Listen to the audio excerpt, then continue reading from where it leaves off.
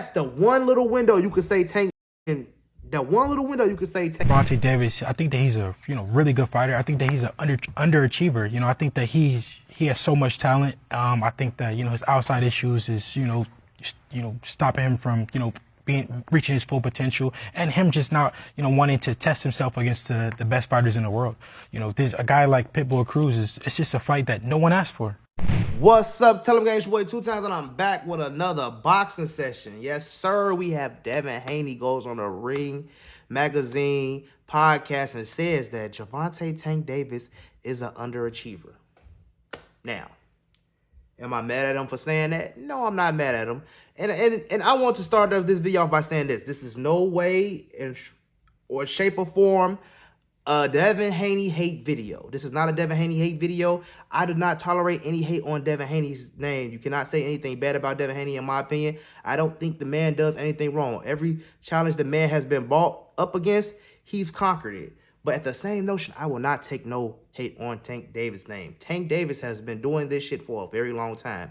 You could be mad at the facts, and you can accept the facts. You can not like it or you don't want to like it. People have their wishy-washy ways of feeling about Tank and Devin, and they feel like if they like Devin, they can't like Tank. If they like Shakur, they can't like Tank, and you don't have to be like that. You could always just call it down the middle, and that's what I'm about to do in this video. I'm about to call it all the way down the middle, and we're going to talk about this. Is Gervonta Tank Davis an underachiever?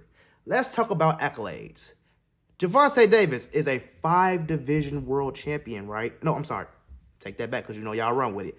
5-time world champion, 3-division world champion.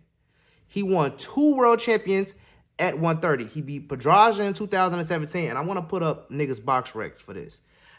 Let me bring it up too. I remember this shit off here, but I'm gonna bring it up for y'all on the screen. Gervonta Davis beat Pedraza in 2017. I want to say then he lost the title on the scale. That was an IBF title. He lost that title on the scale. He fought Saylor to get a WBA world title, 2-time world champion at 130. I think Shakur was just turning pro when he got his 2nd world title at 130. Gervonta Davis goes to 135 and fight one of the biggest names in boxing at the time, Yuriorkis Gamboa. Everybody talks shit about Gamboa fight. I don't get why. Gamboa is one of the biggest names in the sport at that time. Gervonta Davis stopped him. The only person who stopped him before then was Terrence Crawford. No, I think somebody else got a little maybe a little freaky stoppage against him, but I don't remember. But Gervonta Davis stopped him. Mind you, Devin Haney fought Yuriorkis Gamboa after Tank did. Tank already knocked him out, and Devin Haney went 12 rounds with him. After Tank knocked him out first, it was only like 6-7 months before that. So he lost 2 times in 1 year, back-to-back, knocked out, and then got beat by a unanimous decision. More impressive, Gervonta Davis knocking him out, and it was a more exciting fight. But we're not talking about that. We're talking about accolades. So this is Gervonta is a 2-division world champion, and Devin Haney is just a 1-division world champion at this time. This is at 135. This is 2019, I want to say. So 2018-19. So at this time, Gervonta is now a 1-division champion at 135. Gervonta Davis is a 3-division consecutive world champion. That means he held 3 belts. The WBA world title belt, he held 3 belts, 3 different weight classes, 130, 135, and 140 at the same time. Gervonta Davis did that in 1 year. He held it for a year. He fought Gamboa for that vacant title fight at 135, went down to fight Leo Santa Cruz at 130, which was a good win because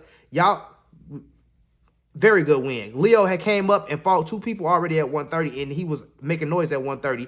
Tank had went up and fought Gamboa at 135, went back down to 130. Everybody say he drank, and Leo's so small, but y'all give Loma credit for rigging down, who didn't even ever fought at the weight, and he went straight up to fight Loma and got beat.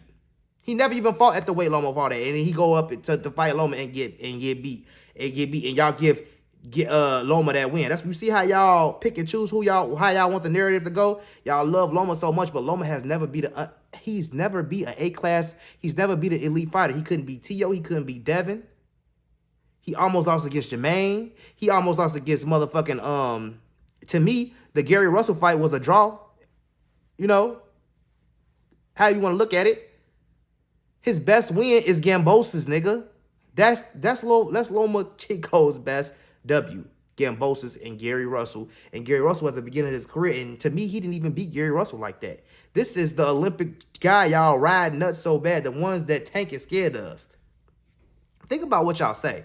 So he goes up. This is what Tank does to become a 3-division consecutive world champion that y'all do not talk about. Nobody talks about this. And if I'm lying, I'm flying. Please don't tell me it was not a real world title. Current and undefeated WBA super featherweight and WBA lightweight champion of the world. Introducing reigning and defending WBA super lightweight champion of the world. That Mario Barrios got from the vacant title world fight that he fought. Mario Barrios is a real 140-pound champion. He was a 140-pound champion first. He fought for his title, a vacant title fight. He defended that title 2 times before fighting Gervonta Davis. Gervonta Davis beat an active world champion, not an interim champion. Y'all study what is it? That was a regular belt. The regular, it was only called, they only say it's the regular belt because it was a super champion at the time, which was Josh Taylor. Regis Prograde, they was battling for those belts. So that's how that belt opened up. Josh Taylor had that belt.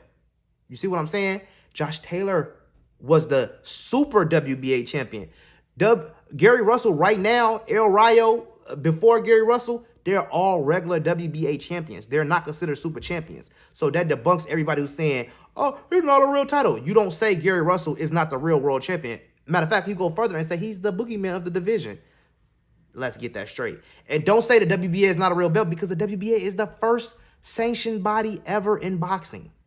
That's the first sanctioned body. The belt y'all talk about is not this, not that. Y'all talk so much shit about. Y'all don't know y'all lineage. Y'all don't really know about these fucking belts. Y'all don't know boxing like you think you do. And I'm not trying to fucking throw shade, because you gotta study this shit. I had to learn this shit because I wanted to know more.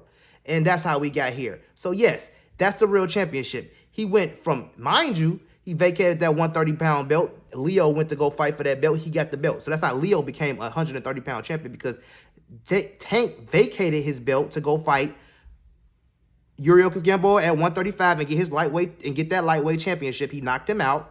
Remember this? Which was a big fight. Now everybody say Gamboa was nothing he watched now, because y'all looking back on it, everything he did after that. But at the time, Gamboa, if it was somebody else, Gamboa would have beat somebody else besides Tank. You see what I'm saying? Devin Haney went 12 rounds with him after just getting knocked out. So he relinquished his belts at 130 to go fight Gamboa at 135. Beat Gamboa. Now he's a 2-division world champion. He goes down to 130 to get that belt back from Leo. This is all WBA action. These are all WBA sanctioned fights. The Barrios fights, the Gamboa fight, and the Leo fight. It's all WBA sanctioned belts. That's why I say Tank only deals with the WBA one belt. They give him a good price because he makes so much money, because Tank don't even need the belt to make big fights.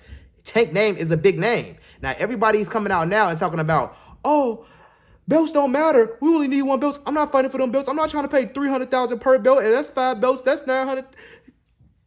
You see what I'm saying? That's how they go. That's not that 12. I'm not paying no million. My purse is only. That's how it comes. That's how it goes. Yeah, you can negotiate the belt. I know that, but did you see Tank been saying fuck the belts?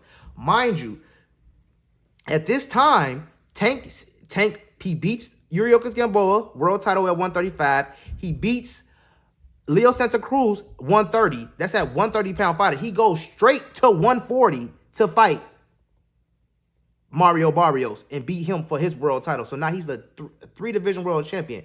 You can go watch the Mario Barrios fight, watch the beginning of the fight, and watch how they introduce the fighters, and that will let you know, and that will debunk if you think I'm lying or not.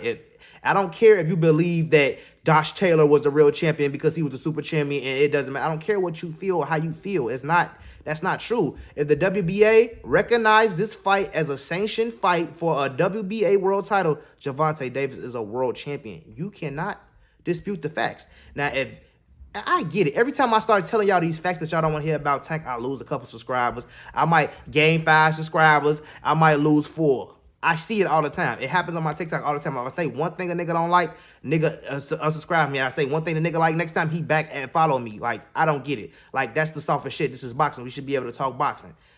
I digress. So let's break down these resumes for the underachiever. So I just broke down how he's a 3-division world champion consecutively. Okay, so after he beat Mario Barrios, Devin Haney haven't even fought. He haven't even fought Gambosis yet. Matter of fact, Loma was still champion at 135 when he fought Barrios. He still had Gambosa's fights, Teofimo fights Loma. Teofimo and Loma fight. Teofimo's undisputed. Teofimo technically wasn't undisputed. When Gambosa's beats Teofimo, that was 2 weeks. I want to say 2 or 3 weeks before the Tank and Pitbull fight. The Tank and Pitbull fight was technically Gervonta Davis' first fight at 135. Well, his first fight at 135 was Gamboa, but that was his first time campaigning at 135. He went straight to 135 to get into that title fight. He didn't have no warm-up fight. He went straight into 135 to fight Gamboa, who was a pay-per-view star at that time for years. Top guy. So he went and fought Gamboa, built his name off Gamboa, got the world title, went down to fight Leo Santa Cruz, who was another pay-per-view guy, built his name off that, then went to 140 and sold that fight on his own with Mario Barrios because that was all Tank. That was all Tank at that point. So he did 3 divisions at one time, becoming a 5-division world champion by the Mario Barrios fight. At the Mario Barrios fight, he goes back down to 135 to fight Pitbull. The Pitbull fight, Gambosa's had just lost. Teofimo had just lost to Gambosa's when Tank was fighting Pitbull. So Tank and Pitbull was already locked into a fight. Mind you, Rolly was supposed to fight when Pitbull fought first. Rolly was and Tank was supposed to fight because Mayweather wanted to make all the money off that promotion before Tank got out his deal. So Pitbull filled in for Rolly. You remember this because remember Rolly had his little allegations or whatever get him. They dropped it and then the Rolly fight was next. Pitbull fought first at 135 and then Rolly fought next. Why you fight Rolly? Rolly had a name at the time. Pitbull wasn't a replacement. So y'all take stuff out of context so much and don't even know the backstory because first of all, half you niggas is not even old enough to remember this shit. 2017, what was you niggas doing in 2017? That was 10 years ago. I remember what I was fucking doing. I was 23. I was out here in these streets. I had to go back and watch those fights. I remember the press card. I had to go back and watch shit. I wasn't tapped in like I am tapped in today. No, not even a little bit. So I'm trying to figure out like how y'all know so much but don't know the context behind it. So then the Rolly Romero fight. Tank definitely messed his hand up in that fight against Pitbull, but that was his first fight at 135. Rolly was the second fight at 135. Y'all say that Devin, he only became a champion. He was emailed super champion. He became super champion because because mind you, when Kambosos beat Teofimo at the time, Kambosos beat Teofimo, they had just fought. Rolly and Ryan. I'm getting my names messed up. When Kambosos beat Tio, Pitbull and Tank was already scheduled to fight 2 weeks before that. 2 weeks after that. So 2 or 3 weeks, something like that. It was that same month. So Kambosos, it was talking about like a big upset at the lightweight division. That's why everybody wanted them to fight because Tank was just coming into the lightweight division. He did all this amazing shit at this time, so they wanted everybody to. Okay, let's get them fights now. Which I still stand on. Those fights was not ready at that time. All those guys was too big of stars to get paid that little of money at that time. He ducked them. That's not realistic. Stupid. If Manny Pacquiao and Floyd Mayweather had a fought at the peak of their career, they wouldn't be making a rematch again this year later and make all the money they're gonna be making at the end of this year. Set yourself up and stop listening to these fucking fans who don't even know boxing, who gonna talk shit anyway. You see what I'm saying? Yeah, you get it? Exactly. So, at this time, Pitbull and Tank is fighting. Pitbull and Tank is fighting. Now that Pitbull and Tank is fighting, Tank win. And in that end, after he win, but like big upset against, it was a big upset this week with Kambosos and Teofimo. Now, mind you, now Devin never even fought for a world championship. He got elevated.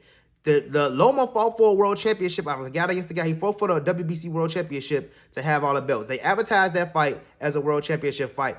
Technically, Loma was a WBC champion, a franchise champion. That's the super champion. That's the WBC super champion. WBA say super champion. WBC say franchise champion. Now, if the WBC want to say that they did not recognize, that they didn't want to recognize Teofimo as a franchise champion, I'm pretty sure. I don't know why WBC did, but the fight before that, Loma was a WBC champion.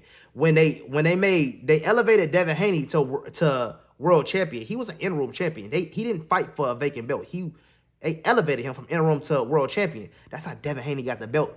That's why they keep on saying that Tio was never undisputed and Devin was, because Devin was elevated. Whole time, T.O. was technically undisputed because Loma had beat him for that WBC belt. Devin is the one who got emailed the belt. Why did Devin get emailed the belt? Because he was at Top Rank, and Top Rank wanted the Loma, and Top Rank wanted the Kambosos versus Devin fight. Why? I don't know. But Teofimo beat Loma, took those belts. He should have been undisputed. He won an undisputed franchise belt. Josh Taylor was a super champion. They didn't strip that from him. They just opened up the regular belt. That's what they should have did for fucking Devin Haney. Open up the regular belt, and then you could have had still a mandatory into fighting Loma. I mean, who we fight? Kambosos, you would have still had your mandatory would have been Devin Haney. You see what I'm saying? That's how that works. That's why they do a super champion and a regular champion, so that the sanctioning bodies have mandatory for the super champion. You see what I'm saying? Y'all gonna battle up under my rankings, the WBA rankings, and then our interim champion will fight my world champion, and my world champion will fight our super champion. That's how it go. And the same thing with the WBC. So as I break all this down, it's starting to make sense to y'all, because I mean, I'm trying to break it down as easy. I know y'all don't. Sometimes I know my delivery is a little crazy. I don't really talk to niggas. So I'm talking to y'all. I don't talk to people. I'm learning how to talk to motherfuckers. I'm talking to y'all, and I'm telling y'all this shit, and it's facts, and you can all go look it all up. You can follow the motherfucking, you can follow the timeline. It's all facts. So after the motherfucking Pitbull fight, Devin is now trying to fight, and mind you, all the belts are at Top Rank except the WBA belts, because Tank has them.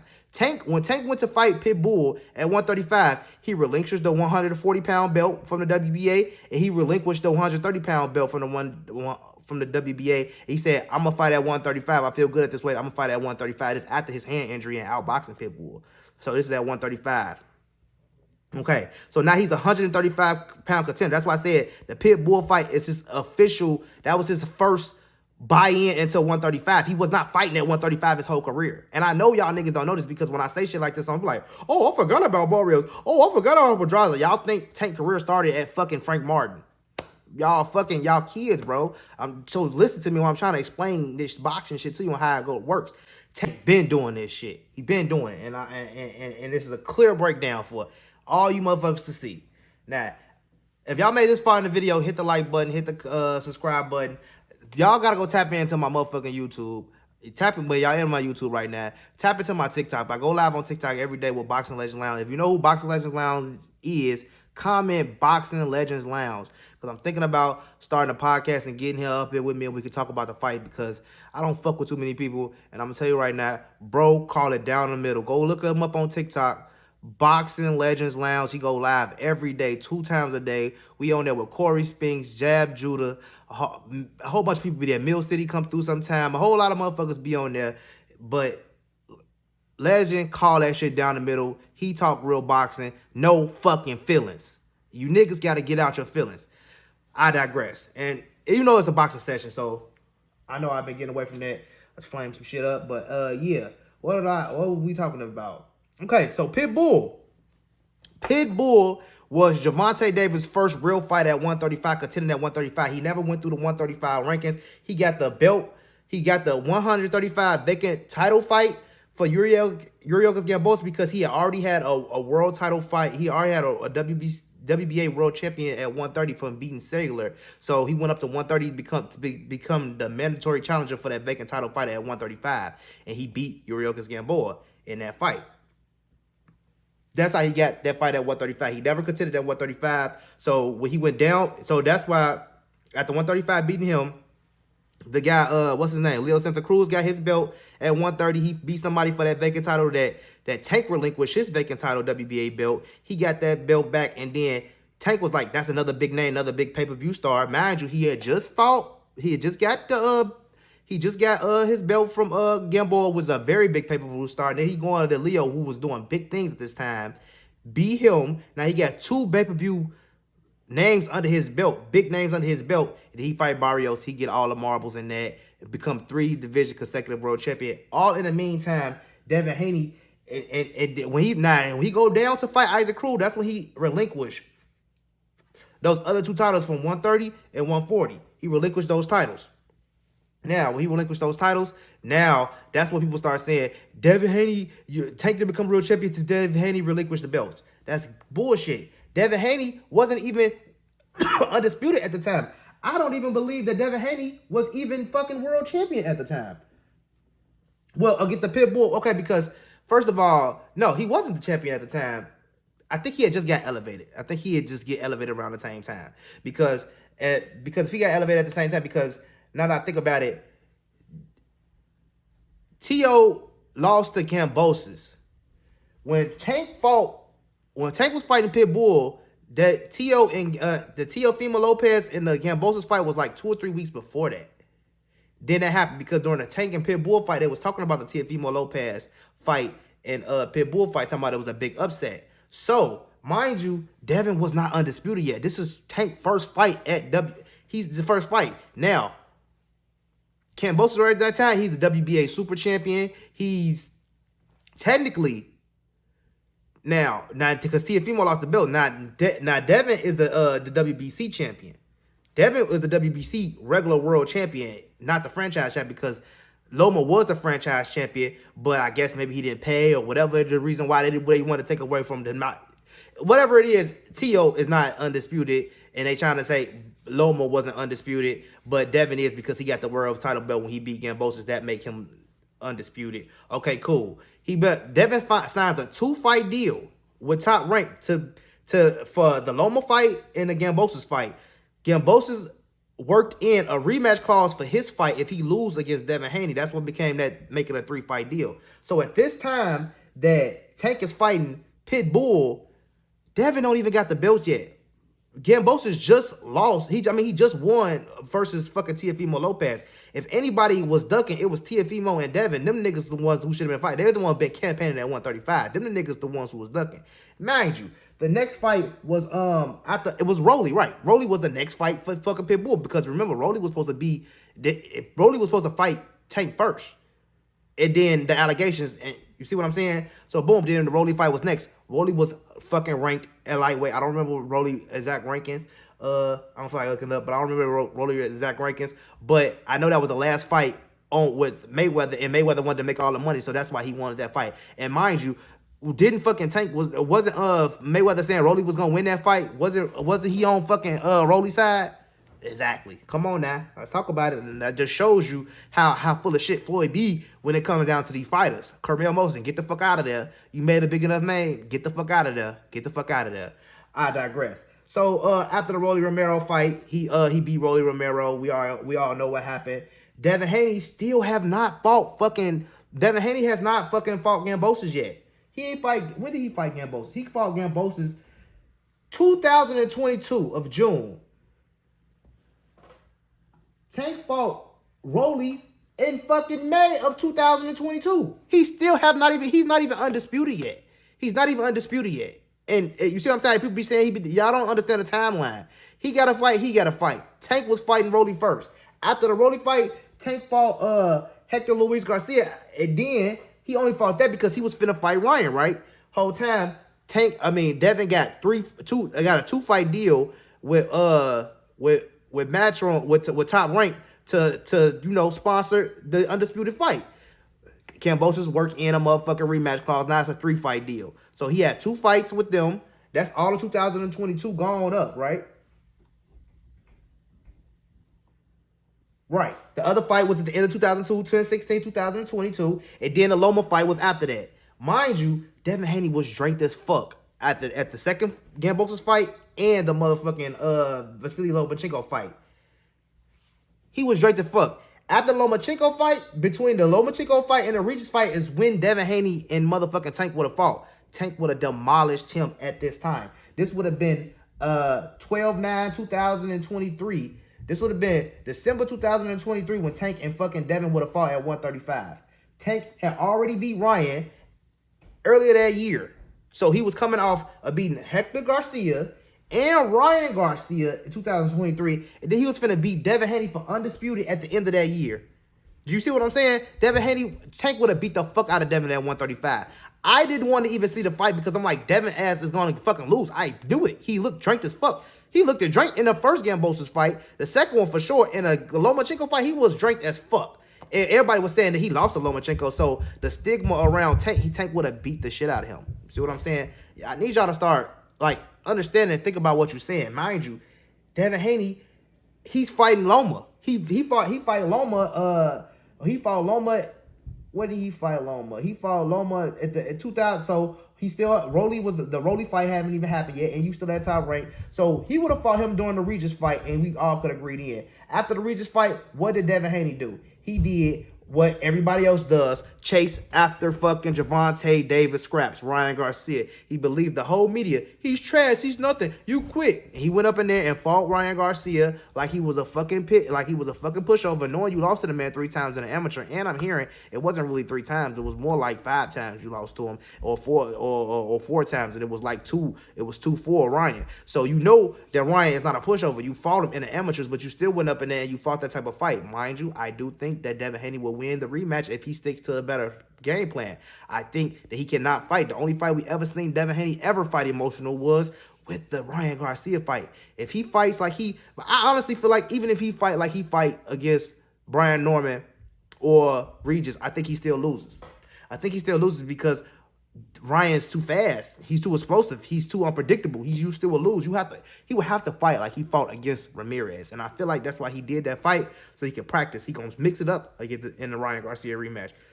A little bit of this, a little bit of Brian Norman, a little bit of Regis Prograis in there. A lot of bit of motherfucker Ramirez, because he want to win.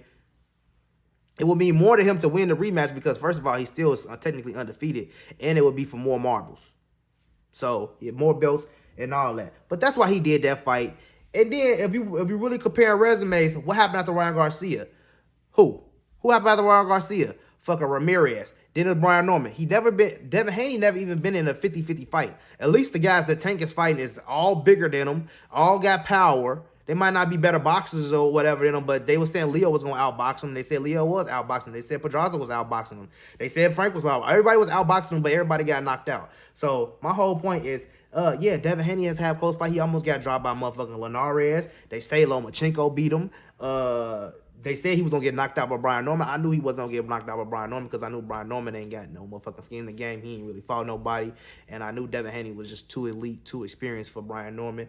But the only reason why anybody thought that Brian Norman was going to lose, that Devin Haney was losing to Brian Norman is because of why? Because everybody thought he was still fucked up from Ryan Garcia. Because the only thing we seen from Ryan Garcia was Jose Ramirez. And he was running in that fight acting like real jittery. So we didn't know what we was going to see. But what did we see? We synced the Devin Haney that we synced against Regis Prograis. So now everybody back on Devin Haney nuts. And that's how boxing jump around. And Lomachenko, oh my God, this nigga has not fought nobody. Y'all talk about Tank bringing up y'all talk about Tank bringing up, what's the nigga name? Leo Santa Cruz. He bring up small fighters come from 130. Mind you, this nigga came from 132. Tank came from 130 also, and Leo actually had fights at 130. This nigga fucking Loma bought Rigondeaux up 2 weight classes, and he ain't even fought nobody. He fought him and beat him. Y'all give him all this credit for Rigondeaux, weak ass. And it's like Rigondeaux is, I don't even like Rigondeaux, Coleman, and none of those guys. Lomachenko has never beat nobody elite. Every time his best win is Gambosis. His best win is Gary Russell. His best win is motherfucking Rigondeaux.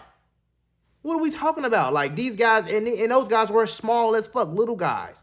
Little guys. No, Loma is not elite. He's never beat nobody elite. He lost to Teofimo Lopez. You see what I'm saying? Almost lost to Jermaine Taylor. I feel like Gary Russell was a damn near a draw.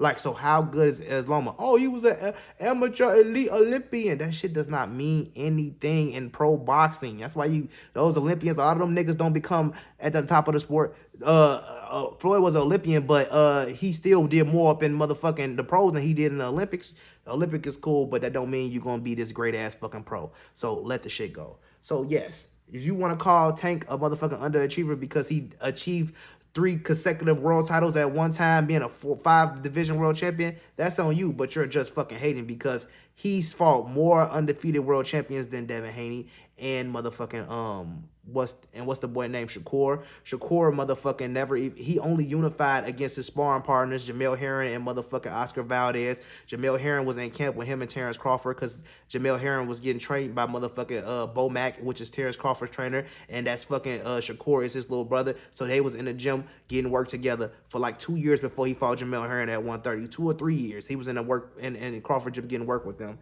And then Oscar Valdez told motherfucking Shakur, nigga, I'm not fighting you at all until you get a fucking belt. So he had Jamel Herring set him up because Jamel Herring was on his way out. Huh. He had Jameer passing the torch. Give me this belt.